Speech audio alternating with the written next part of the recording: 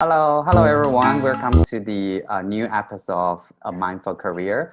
Today I have a new guest, Yolanda.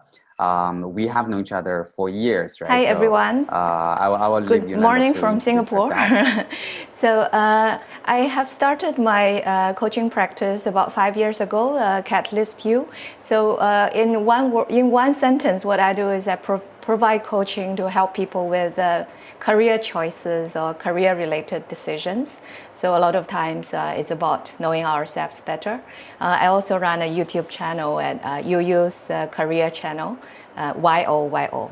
But Yolanda, before you committed full-time as a coach, you also worked in the corporates for a long time, right? So maybe you can also share with us a little bit in terms of background when you work for corporates. Yeah, so I kind of have quite a mixed bag of experience. So I used to be started as a programmer and later became enterprise sales and then later moved into headhunter for like 6 years, including running my own headhunting firm. After my MBA, then I went into e-commerce and fintech, so working for corporates like Alibaba and Visa and MasterCard. Sure. Very diverse backgrounds, right? And we have invited Yolanda to speak with a lot of our communities in the past, right? So again, I mean, especially I think in the tech industry nowadays, also there are a lot of people, a lot of engineers. They're also thinking about, whether I should start my own things, right? So you have also had your companies in the past, right? So you are running your own practice right now. How would you how would you give people suggestions in terms of making that kind of decision? It's a huge decision, right? To leave the very stable job and become entrepreneur and start our own business. Yeah. Yeah, so it's interesting. I think from both of my own experience and some of my clients' experience, I started to learn about one thing that we always think is a massive, massive decision in our life to leave a very good, well-respected, stable, safe kind of corporate job into the venture into the unknown, no money and a lot of hard work.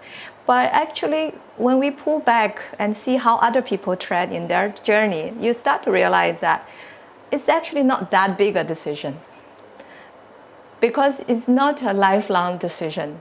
A lot of entrepreneurs, they work on their own, and then let's say it didn't work out, they go back to corporate, and then a few years later they started again, and people don't give up. And what I'm trying to say here is that things change, and if you decide to jump into the entrepreneurship and you really want to do it now because you want an opportunity, you see the possibility, and then you think you want to do it now. Don't think like you are going to do this for the rest of your life.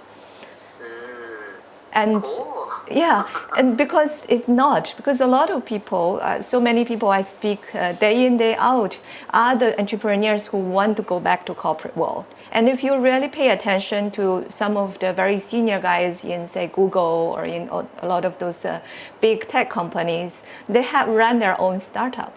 That gives us, I think the tech industry is especially, really applaudable in the sense that they actually actively go out and seek out to people who have tried and failed and absorb them into their big corporate, taking a certain risk that these guys may not have experience in big corporates or may not have been proven to be very stable. But I think if you have tried to be an entrepreneur, don't think that you are just burning the bridge and spoiling your career after all. It could have been adding a lot of value to your career instead.